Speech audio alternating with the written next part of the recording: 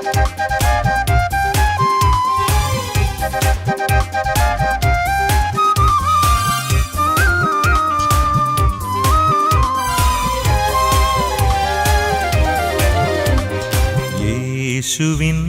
വാഗ്ദാനമേ പാവനാത്മനേ, ജീവൻ നൽകുന്ന ചൈതന്യമേ പരിശുദ്ധാത്മാവേ.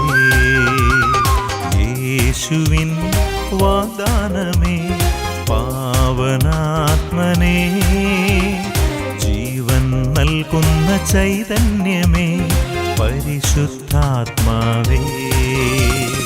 ആത്മാവേ എന്നിൽ നിറയണമേ, ആത്മാവേ എന്നിൽ നിറയണമേ, അഭിഷേകത്തിൻ നിറവായി മാറ്റണമേ, അഭിഷേകത്തിൻ നിറവായി മാറ്റണമേ.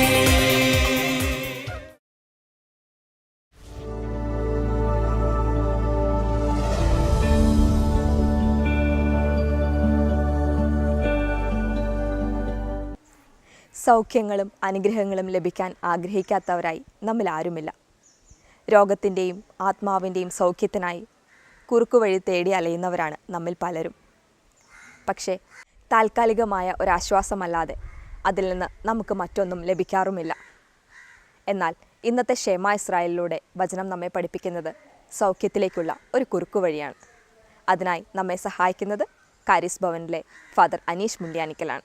ഒരു വ്യക്തിയുടെ ജീവിത സാക്ഷ്യം കേട്ടുകൊണ്ട് ഇന്നത്തെ ശുശ്രൂഷയിലേക്ക് നമുക്ക് പ്രവേശിക്കാം. ദൈവം നമ്മെ ഓരോരുത്തരെയും സമൃദ്ധമായി അനുഗ്രഹിക്കട്ടെ.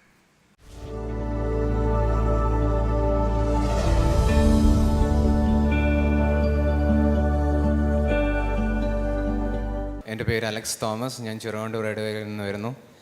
എൻ്റെ അമ്മയും ചേട്ടനും എല്ലാ ശനിയാഴ്ചയും ഇവിടെ വന്ന് ധ്യാനം കൂടുകയും ഇവിടെ വന്ന് സാക്ഷ്യം പറഞ്ഞുകൊള്ളാൻ നേർന്നതിൻ്റെ ഫലമായി എൻ്റെ അനിയത്തിക്ക് ഓസ്ട്രേലിയയിൽ നല്ലൊരു ജോലി ലഭിക്കുകയും എനിക്ക് കഴിഞ്ഞ മാസം നടന്ന ഒരു എക്സാമിന് നല്ല വിജയം നൽകി അനുഗ്രഹിക്കുകയും ചെയ്തു. ഈശോ ഞങ്ങൾക്ക് എൻ്റെ കുടുംബത്തിനും നൽകുന്ന എല്ലാ അനുഗ്രഹങ്ങൾക്കും നന്ദി പറയുന്നു.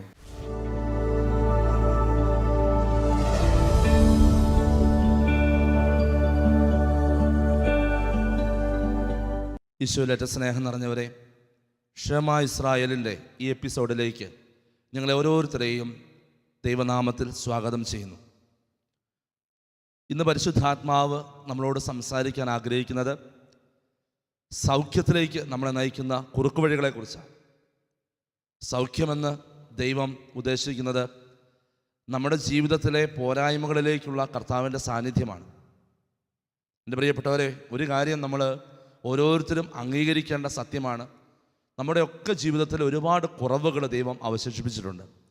പൗലോസ്ലീഹ കൊരിന്തോസ്യർക്കെഴുതിയ ലേഖനത്തിൽ നമ്മൾ കാണുന്നുണ്ട്, പൗലോസ്ലീഹായുടെ ശരീരത്തിൽ ഒരു മുള്ളുണ്ടായിരുന്നുവെന്നും ആ മുള്ളു മാറിപ്പോകാൻ ഞാൻ 3 തവണ കർത്താവിനോട് കേണപേക്ഷിച്ചുവെന്നും, എന്നാൽ നിനക്കെൻ്റെ കൃപ മതി എന്ന് പറഞ്ഞ് കർത്താവ് പൗലോസ്ലീഹായെ നിരുത്സാഹപ്പെടുത്തിയെന്നും നമ്മൾ വായിക്കുന്നുണ്ട്. എല്ലാവരുടെയും ജീവിതത്തിൽ കുറവുകളുണ്ട്. എല്ലാ വിശുദ്ധരുടെയും ജീവിതത്തിലും ഈ ലോകത്തിൽ നിന്ന് കടന്നു പോകുന്ന എല്ലാവരുടെയും ജീവിതത്തിൽ കുറവുകളുണ്ട്. പല വിധത്തിലുള്ള കുറവുകളാണ് നമ്മൾ അഭിമുഖീകരിക്കുന്നത് മാത്രം. ഈ എൻ്റെ കുറവ് ഒരു പക്ഷേ എൻ്റെ കൂടെ ജീവിക്കുന്ന മറ്റൊരു വ്യക്തിക്ക് ഉണ്ടാവില്ല. പരസ്പരം സ്നേഹിച്ചും സഹകരിച്ചും കുറവുകളെ പരമാവധി മാറ്റിയും വിശുദ്ധിയിൽ ദൈവത്തിൽ വളരണമെന്നാണ് ദൈവം ആഗ്രഹിക്കുന്നത്. ഈ കുറവുകൾ ദൈവം നമുക്ക് തന്നിരിക്കുന്നത് അതെന്തുമായിക്കോട്ടെ, ഒരു പക്ഷേ ഏതെങ്കിലും തരത്തിലുള്ള സ്വഭാവ പ്രത്യേകതകളായിരിക്കാം, ഏതെങ്കിലും സാമ്പത്തികമായിട്ടുള്ള പ്രശ്നങ്ങളാവാം, അതുമല്ലെങ്കിൽ ഭൗതികമായ സാഹചര്യങ്ങളിലെ കുറവുകളാവാം, രോഗാവസ്ഥകളാവാം. അതൊക്കെ പരസ്പരം മനസ്സിലാക്കി ഈ ലോകത്തുള്ള എല്ലാവരും ഒന്നു ചേർന്ന് സഹോദരങ്ങളെപ്പോലെ ജീവിക്കണമെന്നതാണ് ദൈവത്തിൻ്റെ ഹിതം. അതിനു പകരം നമ്മുടെയൊക്കെ ജീവിതത്തിലെ നമ്മുടെ ചുറ്റുപാടുകൾ നമ്മുടെ മതിൽക്കെട്ടിനുള്ളിലേക്കും നമ്മുടെ ഭവനങ്ങളിലേക്കും അതിനുള്ളിൽ നമ്മുടെ റൂമുകളിലേക്കും അതിനുള്ളിൽ നമ്മളും നമ്മുടേതായിട്ടുള്ള ചില സ്വാർത്ഥ താല്പര്യങ്ങളിലേക്കുമൊക്കെ ഒതുങ്ങിപ്പോകുന്നത് കൊണ്ടാണ് പലപ്പോഴും പലരുടെയും ദുഃഖങ്ങൾ ജീവിതാവസാനം വരെ ദുഃഖമായി തുടരുന്നത്. ഉദാഹരണത്തിന് എൻ്റെ പ്രിയപ്പെട്ടവരെ, വിശുദ്ധ മദർ തെരേസയുടെ വിശുദ്ധ പദവി പ്രഖ്യാപനവും ഒക്കെ നമ്മൾ ഒരുപാട് ആഘോഷിച്ചു. വിശുദ്ധ മദർ തെരേസ എന്ന വ്യക്തി ലൊറേറ്റോ കോൺവെൻറ്റിലായിരുന്നപ്പോൾ നല്ല മനോഹരമായിട്ട് സ്കൂളിൽ പഠിപ്പിക്കുകയും സ്കൂളുമായിട്ട് ബന്ധപ്പെട്ട കാര്യങ്ങളിലൊക്കെ മുന്നോട്ട് പോവുകയും ചെയ്തു. അപ്പോഴാണ് മദർ തെരേസ തെരുവീതികളിലൂടെ അലഞ്ഞു തിരിഞ്ഞ് നടക്കുന്ന കൊച്ചു കുഞ്ഞുങ്ങളെയും കുഷ്ഠരോഗികളെയും പാവപ്പെട്ടവരെയും ദരിദ്രരെയും ഒക്കെ കാണുന്നത്. അത് കാണുന്ന മദർ തെരേസയുടെ കണ്ണുകൾ തുറന്നു. അവരുടെ ശബ്ദം കേട്ടിട്ട്, ദീനരോധനം കേട്ട മദർ തെരേസയുടെ ചെവികൾ തുറന്നു, അവളുടെ ഹൃദയം തുറന്നു. അപ്പോൾ അവളുടെ ഹൃദയത്തിൽ ദൈവത്തിൻ്റെ ആത്മാവ് സംസാരിച്ചു. അവളുടെ ഹൃദയത്തിൽ ദൈവത്തിൻ്റെ ആത്മാവ് സംസാരിച്ചു. നിൻ്റെ സഹോദരങ്ങൾ തെരുവീതികളിൽ കിടന്ന് വേദന അനുഭവിക്കുമ്പോൾ നിനക്കെങ്ങനെ ഇങ്ങനെ സുഖത്തിലും സന്തോഷത്തിലും ഒക്കെ കഴിയാൻ പറ്റും? ആ സുഖങ്ങളും സന്തോഷങ്ങളും ഒക്കെ ഉപേക്ഷിച്ച്, ലൊറേറ്റോ കോൺവെൻറ്റിലെ ചില പരിമിതമായ സുഖങ്ങളാണെങ്കിൽ പോലും ആ സുഖങ്ങളും സന്തോഷങ്ങളും ഒക്കെ ഉപേക്ഷിച്ച് മദർ തെരേസ തെരുവീതിയിലേക്ക് ഇറങ്ങുകയാണ്, അവരിലൊരാളായിട്ട്. എൻ്റെ പ്രിയപ്പെട്ടവരെ, ഇന്ന് ലോകത്ത് ഒന്നിൻ്റെയും കുറവില്ല. നമ്മുടെ രാഷ്ട്രപിതാവ് മഹാത്മാഗാന്ധി പറയുന്നത് പോലെ there is everything in this world for the need of all human beings and not for the greed. എന്ന് പറഞ്ഞാൽ ഈ ലോകത്ത് ജീവിച്ചിരിക്കുന്ന എല്ലാ മനുഷ്യർക്കും ആവശ്യമായ എല്ലാ വസ്തുക്കളും ഈ ഭൂമിയിലുണ്ട്. പക്ഷേ അത് ചിലരുടെയൊക്കെ സ്വാർത്ഥ താല്പര്യങ്ങൾക്ക് വേണ്ടി മാത്രമായി മാറുമ്പോൾ, എൻ്റെ പ്രിയപ്പെട്ടവരെ, അതൊന്നും ഈ ലോകത്തിന് തികയാതെ വരുന്നു. ഒരുപാട് പാവപ്പെട്ടവരെ ഈ ലോകത്തിൽ ജീവിക്കുന്നു. പ്രിയപ്പെട്ടവരെ, നമ്മുടെ കണ്ണുകൾ തുറക്കണം, നമ്മുടെ കാതുകൾ തുറക്കണം, നമ്മുടെ ഹൃദയങ്ങൾ തുറക്കണം. നമ്മൾ അടച്ചു വെച്ചിരിക്കുന്ന ഹൃദയങ്ങളും അടച്ചു വെച്ചിരിക്കുന്ന കാതുകളും അടച്ചു വെച്ചിരിക്കുന്ന കണ്ണുകളും തുറക്കണം. ഈശോ മത്തായിയുടെ സുവിശേഷത്തിൽ പ്രാർത്ഥനയെക്കുറിച്ച് പഠിപ്പിക്കുമ്പോൾ ഒരു കാര്യം പറയുന്നുണ്ട്. നിങ്ങൾ എങ്ങനെ പ്രാർത്ഥിക്കണം? നിങ്ങൾ കതകുകൾ അടച്ച് നിങ്ങളുടെ സ്വർഗീയ പിതാവിനോട് പ്രാർത്ഥിക്കണം. പ്രാർത്ഥനയുടെ കാര്യത്തിൽ മാത്രമാണ് ഈ കഥകളടച്ച് ഒരുമിച്ച്, അല്ലെങ്കിൽ കഥകളടച്ച് രഹസ്യമായിട്ട് പ്രാർത്ഥനയ്ക്ക് ശേഷമുള്ള പ്രവൃത്തി പരസ്യമായി മാറണം. അതുകൊണ്ടാണ് നമ്മൾ വായിക്കുന്നുണ്ടല്ലോ, പ്രവൃത്തി കൂടാതെയുള്ള വിശ്വാസം അതിനാൽ തന്നെ നിർജ്ജീവമാണെന്ന് അപ്പസ്തലൻ നമ്മളെ പഠിപ്പിക്കുന്നത്. പ്രവൃത്തി കൂടാതെയുള്ള വിശ്വാസം അതിനാൽ തന്നെ നിർജ്ജീവമാണ്. ആ വിശ്വാസത്തിന് പ്രസക്തിയില്ല. വിശ്വാസം പ്രവൃത്തികളിലേക്ക് നയിക്കണം. നീ അറിഞ്ഞ ക്രിസ്തു മറ്റുള്ളവരിലേക്ക് എത്തിച്ചേരാൻ നിന്റെ പ്രവൃത്തികൾ കാരണമാകണം. ഈശോ പഠിപ്പിക്കുന്നുണ്ട്, നിങ്ങളുടെ പ്രവൃത്തികൾ മൂലം നിങ്ങളുടെ സ്വർഗീയ പിതാവിനെ മറ്റുള്ളവരിലെ മഹത്വപ്പെടുകയും സ്വർഗീയ പിതാവിനെ മറ്റുള്ളവർ അറിയുകയും ചെയ്യണം. യേശു 3 വർഷത്തെ തൻ്റെ പ്രവൃത്തികൾ കൊണ്ട് തൻ്റെ പിതാവിനെ ലോകത്തിന് വെളിപ്പെടുത്തി കൊടുത്തതുപോലെ, ദൈവത്തിൻ്റെ സ്നേഹം എന്താണെന്ന് കാണിച്ചു കൊടുത്തതുപോലെ, എൻ്റെ പ്രിയപ്പെട്ടവരെ, ദൈവത്തിൻ്റെ സ്നേഹം, ദൈവത്തിൻ്റെ കാരുണ്യം, ദൈവത്തിൻ്റെ സംരക്ഷണം, ദൈവത്തിൻ്റെ കരുതൽ, ദൈവത്തിൻ്റെ സ്വഭാവം മറ്റുള്ളവർക്ക് കാണിച്ചു കൊടുക്കുവാൻ എനിക്കും നിങ്ങൾക്കും സാധിക്കണം. ഇതാണ് ദൈവത്തിൻ്റെ ഏറ്റവും വലിയ ഹിതം. എനിക്ക് തോന്നുന്നു കർത്താവ് നമ്മളെ ഏൽപ്പിച്ചിരിക്കുന്ന ദൗത്യം അതാണ്. നിങ്ങൾ ലോകമെങ്ങും പോയി സുവിശേഷം പ്രഘോഷിക്കുമെന്ന് ഈശോ പറയുമ്പോൾ ഈശോ ആഗ്രഹിക്കുന്നത് സുവിശേഷം പ്രഘോഷിക്കുന്നത് വചനത്താലുള്ള സുവിശേഷ പ്രഘോഷണം മാത്രമല്ല, പിന്നെയോ എൻ്റെ പ്രവൃത്തി, എന്നെ കാണുന്നവർ, എൻ്റെ പ്രവൃത്തികൾ ആസ്വദിക്കുന്നവർ യേശുവിനെ കാണണം, എന്നിലൂടെ യേശുവിൻ്റെ കണ്ണുകൾ കാണണം, എന്നിലൂടെ ദൈവത്തിൻ്റെ സ്നേഹം അവർ തിരിച്ചറിയണം. ഈ ഒരു ബോധ്യത്തിലേക്ക് നമ്മൾ ഓരോരുത്തരും നയിക്കപ്പെടണം. പ്രിയപ്പെട്ടവരെ, യെശയ്യാ പ്രവാചകന്റെ പുസ്തകത്തിൽ 6-ാം അധ്യായം, അതുപോലെ തന്നെ മത്തായിയുടെ സുവിശേഷം 13-ാമത്തെ അധ്യായം 13, 14, 15 വചനങ്ങൾ, അപ്പസ്തോല പ്രവർത്തനങ്ങൾ 25-ാമത്തെ അധ്യായം 26 മുതൽ 29 വരെയുള്ള വചനങ്ങൾ, ഇവിടെ ഒക്കെ നമ്മൾ കാണുന്ന ഒരു അതിപ്രധാനപ്പെട്ട വചനഭാഗമുണ്ട്. ദൈവം നമ്മളോട് സംസാരിക്കുന്നത്. മത്തായിയുടെ സുവിശേഷം 13-ാം അധ്യായം 14, 15 വചനങ്ങൾ ഇപ്രകാരം പറയുന്നു: യെശയ്യായുടെ പ്രവചനം അവരിൽ പൂർത്തിയായിരിക്കുന്നു. നിങ്ങൾ തീർച്ചയായും കേൾക്കുമെന്നാൽ മനസ്സിലാക്കുകയില്ല, നിങ്ങൾ തീർച്ചയായും കാണും എന്നാൽ ഗ്രഹിക്കുകയില്ല. അവർ കണ്ണുകൊണ്ട് കണ്ട്, കാതുകൊണ്ട് കേട്ട്, ഹൃദയം കൊണ്ട് മനസ്സിലാക്കി മാനസാന്തരപ്പെടുകയും ഞാൻ അവരെ സുഖപ്പെടുത്തുകയും അസാധ്യമാകുമാറ് ഈ ജനതയുടെ ഹൃദയം കഠിനമായി തീർന്നിരിക്കുന്നു. യെശയ്യാ പ്രവാചകൻ 6-ാം അധ്യായം 9, 10 വചനങ്ങളെ ഈശോ വീണ്ടും ഒന്നുകൂടി ആവർത്തിക്കുകയാണ്.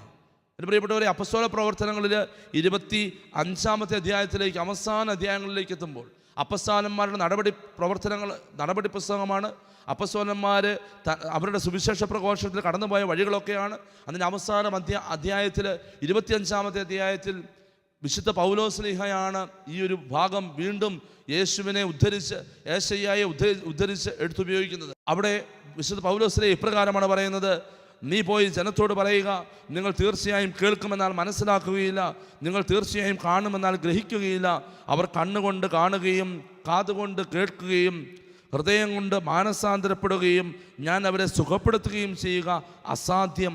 അത്രയ്ക്കും ഈ ജനതയുടെ ഹൃദയം കഠിനമായി തീർന്നിരിക്കുന്നു. ചെവിയുടെ കേൾവി മന്ദീഭവിച്ചിരിക്കുന്നു, കണ്ണവർ അടച്ചു കളഞ്ഞിരിക്കുന്നു. എൻ്റെ പ്രിയപ്പെട്ടവരെ, ഈ 3 ഭാഗങ്ങളിലൂടെയും ഒപ്പം യോഹന്നാൻ്റെ സുവിശേഷത്തിൽ ഈശോ വീണ്ടും ആവർത്തിക്കുന്നതിലൂടെയും ഒക്കെ പ്രിയപ്പെട്ടവരെ, ദൈവം നമ്മളിലേക്ക് ഒരു സന്ദേശം നൽകുകയാണ്. നമ്മൾ ഒരുപാട് കാര്യങ്ങൾ നമ്മുടെ കണ്ണുകൊണ്ട് കാണുന്നുണ്ട്. മ്ലേച്ഛതയുടെ ഒരു ലോകം തന്നെ നമ്മുടെ ചുറ്റുമുണ്ട്. നമ്മുടെ കണ്ണിന് ആകർഷകമായ പലതുമുണ്ട്. ആകർഷകമായ പലതും ഒരുക്കി സാത്താൻ എന്നെയും നിങ്ങളെയും ഒക്കെ ദൈവത്തിൽ നിന്നും, ദൈവവചനത്തിൽ നിന്നും, ദൈവം പറഞ്ഞിരിക്കുന്നതിൽ നിന്നുമൊക്കെ അകറ്റാൻ ശ്രമിക്കുന്നുണ്ട്. ഒരുപാട് മ്ലേച്ഛതകളുടെ ലോകം. നമ്മൾ എന്താണ് കാണുന്നത്? കർത്താവ് പറയുന്നു, വചനം പഠിപ്പിക്കുന്നു, കണ്ണ് ശരീരത്തിൻ്റെ വിളക്കാണ്.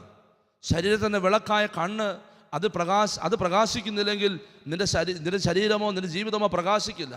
കണ്ണ് ഇരുട്ടതായി പോയാൽ നിന്റെ ജീവിതം ഇരുണ്ടതായി പോകും. അതുകൊണ്ട് പലതും നമ്മൾ കാണുമ്പോൾ ഒരു കാര്യം ശ്രദ്ധിക്കണം, നമ്മൾ കാണേണ്ടതായ അല്ലാത്തത് മറ്റ് പലതും കാണുന്നുണ്ടോ എന്ന് നമ്മളൊന്ന് ശ്രദ്ധിക്കണം. മോശമായ കാഴ്ചകൾ, മ്ലേച്ഛമായ കാഴ്ചകൾ, അല്ലെങ്കിൽ ഒരുപക്ഷെ നമ്മുടെ ഹൃദയത്തെ ഒക്കെ ഹൃദയം മന്ദീഭവിപ്പിക്കുന്ന കാഴ്ചകൾ ഒക്കെ നമ്മുടെ ജീവിതത്തിൽ കടന്നു വരുന്നുണ്ടെങ്കിൽ അതിനെതിരെ കണ്ണുകൾ അടയ്ക്കാൻ തയ്യാറാകണം. ഈശോ പഠിപ്പിക്കുന്നു, നിൻ്റെ കണ്ണ് നിനക്ക് പാപത്തിന് കാരണമാകുന്നെങ്കിൽ കണ്ണ് ചൂഴ്ന്നെടുത്ത് കളയുക. കണ്ണ് ചൂഴ്ന്നെടുത്ത് കളയുക എന്ന് പറയുന്നത് കണ്ണെടുത്ത് ഉപേക്ഷിച്ച് കളയാൻ വേണ്ടിയല്ല. പിന്നെയോ നിൻ്റെ കണ്ണടയ്ക്കുവാൻ, ചിലതിനോടൊക്കെ കണ്ണടയ്ക്കുവാനായിട്ട് നിനക്ക് സാധിക്കണം. പലപ്പോഴും പലരുടെയും ഒക്കെ ജീവിതത്തിലേക്ക് പാപം കടന്നു വന്നത് കണ്ണിലൂടെയാണ്. ആദിമാതാവായ ഹവ്വയിലേക്ക് പാപം കടന്നു വന്നത്, ആദത്തിലേക്ക് പാപം കടന്നു വന്നത് കണ്ണുകളിലൂടെയാണ്. ദൈവം നിഷേധിച്ചിരുന്ന, ദൈവം വശിക്കരുതെന്ന് പറഞ്ഞിരിക്കുന്ന ആ പഴം, ആ വൃക്ഷത്തിൻ്റെ പഴം സർപ്പം കാഴ്ചയിലൂടെ ആകർഷകമാണെന്ന് തോന്നുന്ന രീതിയിൽ ഹവ്വയുടെ മുമ്പിൽ കൊടുക്കുകയാണ്. എൻ്റെ പ്രിയപ്പെട്ടവരെ, നമ്മുടെ കണ്ണിനെ നിയന്ത്രിക്കുന്നില്ലെങ്കിൽ, എൻ്റെ നിങ്ങളുടെ ഈ കണ്ണിനെ നമ്മൾ നിയന്ത്രിക്കുന്നില്ലെങ്കിൽ, ദൈവം അനുവദിക്കാത്ത, ദൈവം നമ്മൾ പോകരുതെന്ന് ആഗ്രഹിക്കുന്ന പല വഴികളിലൂടെയും ഈ ലോകം, പിശാച് നമ്മളെ നയിച്ചെന്ന് വരും. അതുകൊണ്ട് കണ്ണുകൾ തുറന്നു പിടിക്കുക. പക്ഷെ അതേസമയം മോശമായ, ദൈവം അനുവദിക്കാത്ത കാര്യങ്ങളോട് കണ്ണടയ്ക്കുവാനായിട്ട് എനിക്ക് നിങ്ങൾക്ക് സാധിക്കണം. പക്ഷെ പലരുടെയും കണ്ണുകൾ പല മ്ലേച്ഛതകളിലേക്കും അല്ലെങ്കിൽ ലോകത്തിൻ്റെ പല ഇഷ്ടങ്ങളിലേക്കും തുറന്നായിരിക്കുന്നത്. അതിലൂടെ കടന്നു വരുന്ന പാപങ്ങൾ, ആ പാപം നമ്മളെ കീഴ്പ്പെടുത്തും. എൻ്റെ പ്രിയപ്പെട്ടവരെ, കണ്ണിലൂടെ കടന്നു വരുന്ന തെറ്റുകൾ പലപ്പോഴും നമ്മുടെ ഹൃദയം മന്ദീഭവിപ്പിക്കും. ചില പാപങ്ങൾ തുടർച്ചയായിട്ട് ചെയ്യുന്ന വ്യക്തികൾ പിന്നീട് അത് പാപമല്ലാതായി മാറുന്നു. അതൊന്നും ചെയ്യുന്നതിന് വലിയ കുഴപ്പമൊന്നുമില്ല, ഇതൊക്കെ എല്ലാവരും ചെയ്യുന്നതല്ലേ എന്നങ്ങനെയൊക്കെ പറഞ്ഞ് ന്യായീകരിച്ച് ഹൃദയം മന്ദീഭവിക്കുന്ന അവസ്ഥയിലേക്ക് എത്തിച്ചേർന്ന വ്യക്തികളുണ്ട്. അവരുടെ ജീവിതത്തിലേക്ക് കർത്താവിന് കടന്നു വരിക സാധ്യമല്ല. അതാണ് ഈ വചനം പഠിപ്പിക്കുന്നത്. പ്രിയപ്പെട്ടവരെ, അങ്ങനെ മോശമായ കാര്യങ്ങൾ കാണുന്നവരുണ്ട്. അതിൽ നിന്നും കണ്ണിനെ പിൻവലിക്കുക. രണ്ടാമതായിട്ട് നമ്മൾ അറിഞ്ഞിരിക്കേണ്ട കാര്യം, നല്ലത് ചിലത് കാണാനായിട്ട് നമ്മൾ മറന്നു പോകുന്നുണ്ട്. ചില ആളുകളുടെ നന്മ പ്രവൃത്തികൾ, ഈ ലോകത്ത് ഒരുപാട് നന്മയുണ്ട് എൻ്റെ പ്രിയപ്പെട്ടവരെ. തിന്മയേക്കാൾ ഉപരി നന്മയുണ്ട്, തിന്മയേക്കാൾ കൂടുതൽ നന്മ ഈ ലോകത്തുണ്ട്. കാരണം ഈ ലോകം ഇന്നും ദൈവത്തിൻ്റെ സ്വന്തമാണ്, ദൈവത്തിൻ്റെ സൃഷ്ടിയാണ്, ദൈവമാണ് പരിപാലിക്കുന്നത്. അതുകൊണ്ട് ഒരുപാട് നന്മ ചെയ്യുന്ന ആളുകൾ ഈ ലോകത്തുണ്ട്. ആളുകൾ മാത്രമല്ല, ഈ ലോകത്തിന് ഒരുപാട് നന്മയുണ്ട്. നന്മകളെ കാണാൻ ശ്രമിക്കണം, നന്മകളെ പരിപോഷിപ്പിക്കണം, നന്മകളെ അപ്രീഷിയേറ്റ് ചെയ്യണം. ഇന്ന് നമ്മൾ മാധ്യമങ്ങളിലൂടെയൊക്കെ കടന്നു പോകുമ്പോൾ പലപ്പോഴും കാണുന്ന ഒരു കാര്യമുണ്ട്, തിന്മയെ പ്രോത്സാഹിപ്പിക്കുകയും അല്ലെങ്കിൽ തിന്മകളെടുത്ത് ഇങ്ങനെ മൊത്തത്തിൽ പ്രചരിപ്പിക്കുകയും ഒക്കെ ചെയ്യുന്നുണ്ട്. എന്നിട്ട് നന്മ കാണാതിരിക്കുകയും ചെയ്യുന്ന പ്രവണത നമ്മുടെ സമൂഹത്തിലൊക്കെ കാണുന്നുണ്ട്. അതുകൊണ്ട് നന്മയെ കാണുവാനും നന്മയെ പരിപോഷിപ്പിക്കുവാനും സാധിക്കണം. ഇതാണ് കർത്താവ് പറയുന്നത്. നിങ്ങളുടെ കണ്ണുകൊണ്ട് കാണും, പക്ഷേ അതൊന്നും നിങ്ങൾ മനസ്സിലാവുകയില്ല. എൻ്റെ പ്രിയപ്പെട്ടവരെ, രണ്ടാമത്തെ കാര്യം കർത്താവ് പറയുന്നത്, നിങ്ങൾ ചെവി കൊണ്ട് കേൾക്കും, എന്നാൽ കേൾക്കുകയില്ല, എന്നാൽ ശ്രവിക്കുകയില്ല. പല കാര്യങ്ങളും നമ്മുടെ ചുറ്റിലും നടക്കുന്നുണ്ട്. ഇന്ന് മോശമായ ഒരുപാട് കേൾക്കാനായിട്ട്, ഒരുപക്ഷെ നമ്മുടെ ചെവികൾക്ക് ഇമ്പകരമായിട്ടുള്ളത്, അല്ലെങ്കിൽ നമ്മുടെ ഹൃദയത്തിന് ഇമ്പകരമായിട്ടുള്ളത്, നമ്മുടെ ശരീരത്തിന് ഇഷ്ടപ്പെടുന്ന കാര്യങ്ങൾ, നല്ല കാര്യങ്ങൾ ഒക്കെ കേൾക്കുവാനായിട്ട് ഒരുപാട് പേർക്ക് ഇഷ്ടമാണ്. പക്ഷേ അതുപോലെ തന്നെ മോശമായിട്ടുള്ള പല കാര്യങ്ങളും ഇന്ന് ലോകത്തുമുണ്ട്. പാപത്തിൻ്റെ പല വഴികളും കടന്നു വരുന്നത് ഈ സംസാരത്തിലൂടെയാണ്. ആദിമാതാവായ ഹവ്വയ്ക്ക് പാപം കടന്നു വന്ന മറ്റൊരു വഴിയാണ് കേൾവി. സർപ്പത്തെ കേട്ടു, ദൈവത്തെ കേൾക്കുന്നതിന് പകരം പിശാചിൻ്റെ പ്രതിനിധിയുടെ ശബ്ദം കേൾക്കുകയാണ്. ഇന്ന് ഈ ലോകത്തിൻ്റെ നമ്മുടെ ചെറുപ്പക്കാരും മക്കളും കുഞ്ഞുമക്കളും യുവജനങ്ങളും പ്രായമായവരുമൊക്കെ നടക്കുമ്പോൾ പല വാക്കുകളും നമ്മൾ കേൾക്കുന്നത് മോശമായ പദങ്ങളാണ്. നമ്മളെ വളർത്തുന്നതല്ല, നമ്മളെ തളർത്തുകയും നമ്മളെ നശിപ്പിക്കുകയും ചെയ്യുന്ന ദൈവത്തിനെതിരായി, നന്മയ്ക്കെതിരായി നിൽക്കുന്ന വാക്കുകൾ. അത്തരം വാക്കുകളോട് നമ്മൾ നോ പറയാനായിട്ട് നമുക്ക് സാധിക്കണം. മോശമായ പദങ്ങൾ, മോശമായ വാക്കുകൾ, കുറ്റപ്പെടുത്തലുകൾ, ഏഷണികൾ, അതുമല്ലെങ്കിൽ മറ്റുള്ളവരെ കുറ്റം പറയുന്ന ശീലങ്ങൾ, ഇതൊക്കെ നമ്മൾ ഒഴിവാക്കണം. അങ്ങനെയുള്ള നാവിനെ നിയന്ത്രിക്കണം. ഒപ്പം അങ്ങനെയുള്ള കേൾവികൾ നമ്മൾ ഒഴിവാക്കണം. അങ്ങനെയുള്ള പരിസരത്തു നിന്ന് മാറി നിൽക്കണം. ആരെങ്കിലുമൊക്കെ കുറ്റം പറയുന്ന, അല്ലെങ്കിൽ ആരെങ്കിലുമൊക്കെ പ്രത്യേകമായിട്ട് തള്ളിപ്പറയുന്ന പ്രിയപ്പെട്ടവരെ, അതുകൊണ്ട് ആർക്കും ഗുണമുണ്ടാകുന്നില്ല. യേശു പറയുന്നു, നിനക്ക് നിൻ്റെ സഹോദരനോട് എന്തെങ്കിലും വിദ്വേഷമുണ്ടെങ്കിൽ നീയും അവനും മാത്രമുള്ളപ്പോൾ അവനെ അത് തിരുത്തി കൊടുക്കുക, അവന് പറഞ്ഞു കൊടുക്കുക, സഹോദര നിനക്ക് നിൻ്റെ ഭാഗത്ത് തെറ്റുണ്ട്. അതാണ് ചെയ്യേണ്ടത്. എൻ്റെ പ്രിയപ്പെട്ടവരെ, അത് ചെയ്യേണ്ടതിന് പകരം കുറ്റപ്പെടുത്തിയതുകൊണ്ട് യാതൊരു പ്രയോജനമില്ല. അതുപോലെ തന്നെ എൻ്റെ പ്രിയപ്പെട്ടവരെ, നമ്മൾ കേൾക്കാതെ പോകുന്ന, നമ്മുടെ ചെവി കേൾക്കാതെ പോകുന്ന വലിയ വലിയ കാര്യങ്ങളുണ്ട്.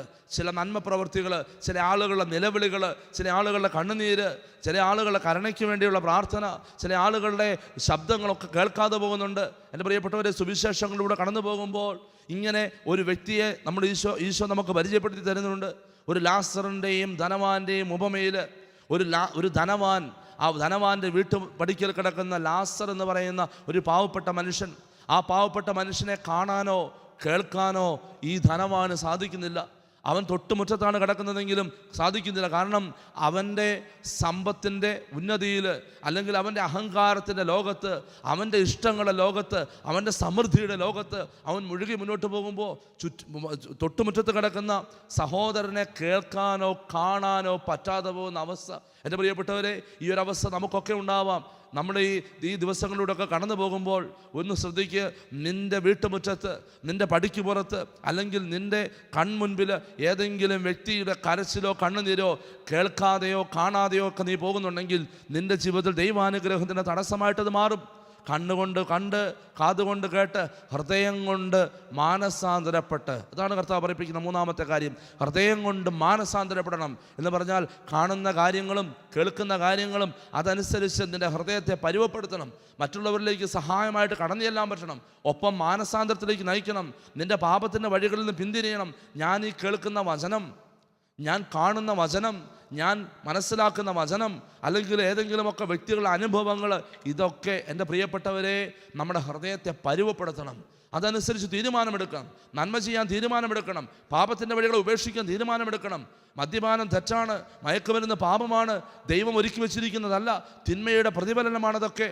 തിന്മയിലേക്ക് നയിക്കുന്നതിൽ നിന്നൊക്കെ മാറി നിൽക്കാനായിട്ട് സാധിക്കണം.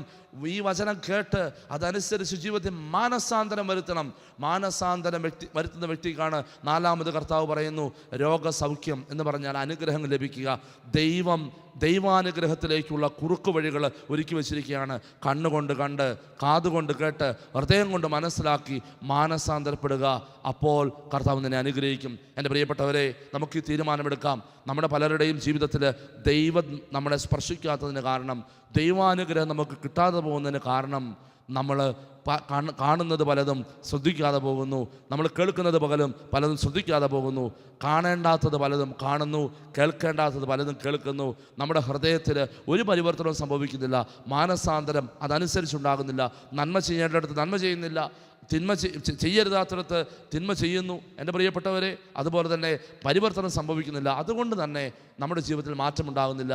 യെശയ്യാ പ്രവാചകൻ്റെ പുസ്തകം 59 അധ്യായം 1, 2, 3 വചനങ്ങൾ വളരെ വ്യക്തമായിട്ട് ദൈവം പഠിപ്പിക്കുകയാണ്. രക്ഷിക്കാൻ കഴിയാത്ത വിധം കർത്താവിൻ്റെ കരം കുറുകെ പോയിട്ടില്ല. കേൾക്കാനാവാത്ത വിധം കർത്താവിൻ്റെ കാതുകൾക്ക് മാന്യം സംഭവിച്ചിട്ടില്ല. നിന്റെ അകൃത്യങ്ങൾ എന്നെയും നിന്നെയും തമ്മിൽ അകച്ചിരിക്കുന്നു. അതിനാൽ ഞാൻ നിന്റെ പ്രാർത്ഥന ശ്രവിക്കുന്നില്ല. നിന്റെ കരങ്ങൾ രക്തപങ്കിലമാണ്. എൻ്റെ പ്രിയപ്പെട്ടവരെ, നമുക്ക് കർത്താവിലേക്ക് തിരിയാം, അനുരഞ്ജനപ്പെടാം, അനുതപിക്കാം. എന്നിട്ട് നമ്മളെ ഏൽപ്പിച്ചിരിക്കുന്ന ഉത്തരവാദിത്വം ഭംഗിയായിട്ട് ചെയ്യുവാൻ ആത്മാർത്ഥമായിട്ട് പരിശ്രമിക്കാം. അങ്ങനെ ദൈവാനുഗ്രഹം സ്വന്തമാക്കി ദൈവത്തിൻ്റെ പ്രിയപ്പെട്ട മക്കളായി നമുക്ക് മുന്നോട്ട് ജീവിക്കാം. നമുക്ക് ഈ ആരാധനയുടെ സമയത്ത് ഹൃദയം തുറന്ന് അനുദപിക്കുകയും നമ്മുടെ കണ്ണുകൊണ്ട് മറ്റുള്ളവരെ കാണുവാനുള്ള കൃപയ്ക്ക് വേണ്ടിയും മറ്റുള്ളവരെ കേൾക്കുവാനുള്ള കൃപയ്ക്ക് വേണ്ടിയും നമുക്ക് ആത്മാർത്ഥമായിട്ട് പ്രാർത്ഥിക്കുകയും ചെയ്യാം. സർവശക്തനായ ദൈവം നമ്മെ അതിന് സഹായിക്കട്ടെ. ആമേൻ.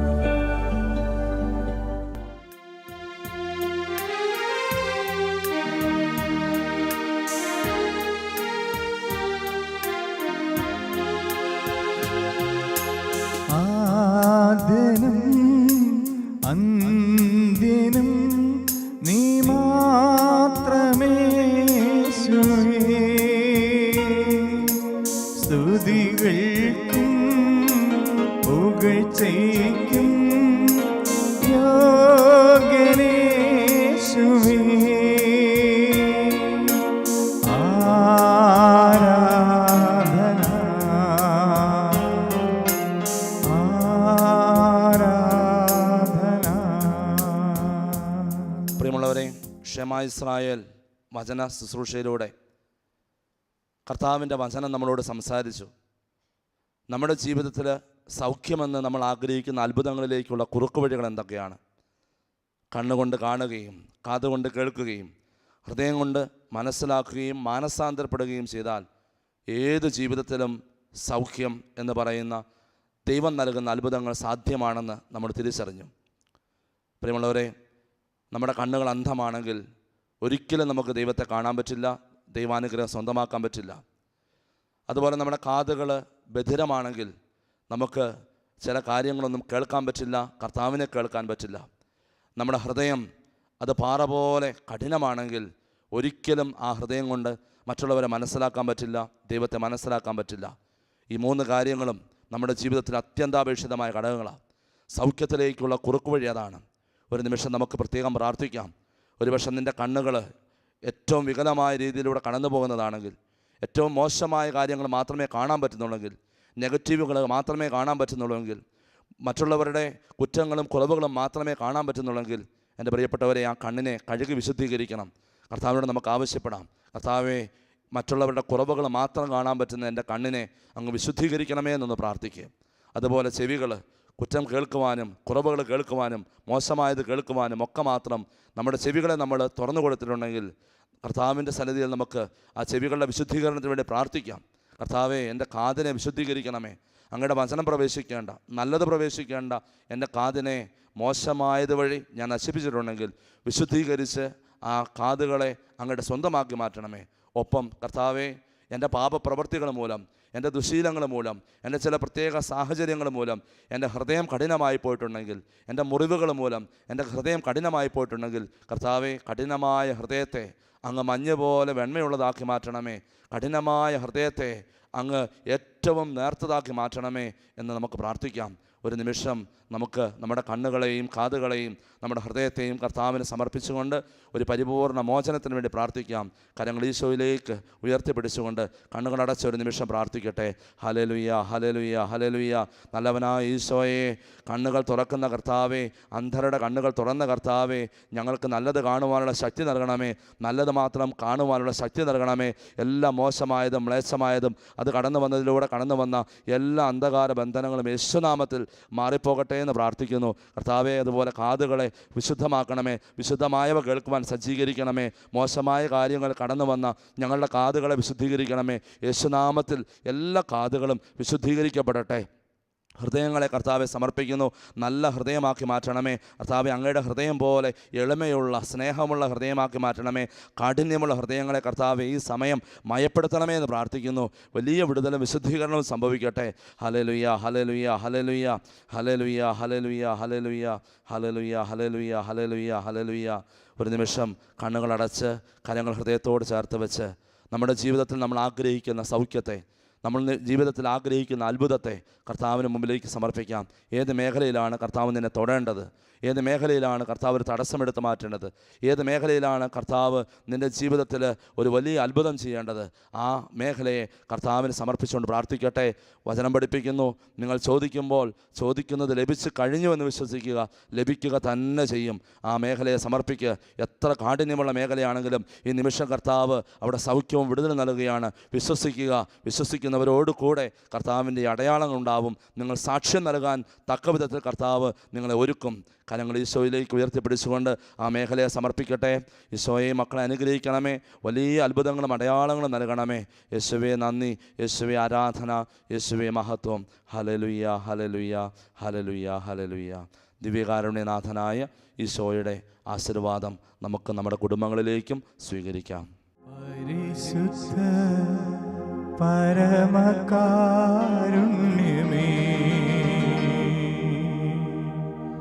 ഉള്ളിൽ അലിയുവാൻ വരണേ.